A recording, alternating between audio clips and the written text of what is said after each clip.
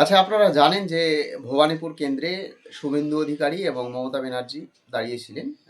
তো মমতা ব্যানার্জি পরাজিত হয়েছে, কিন্তু পরাজয় তিনি স্বীকার করতে চাইছেন না। মুখ্যমন্ত্রী পদ থেকে ইস্তফা দিচ্ছেন না। তিনি সুপ্রিম কোর্টে গেছেন, রিট ফাইল করেছেন।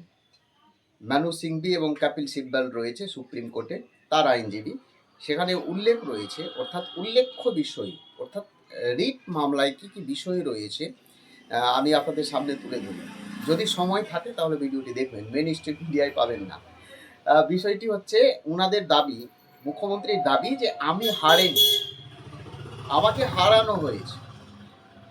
আমি জয়ী প্রার্থী ছিলাম, আমাকে লাস্ট মুহূর্তে একেবারে 17, 18, 19, 20 এই 4টি রাউন্ডে আমাকে হারানো হয়েছে।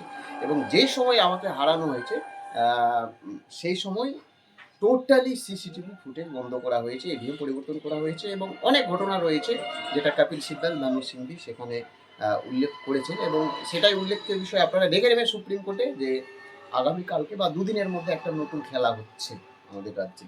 বেশি কিছু বলবো না, ভালো লাগলে সাবস্ক্রাইব করবেন, না হলে করবেন না। মেন স্ট্রিম মিডিয়া দেখে নেবেন।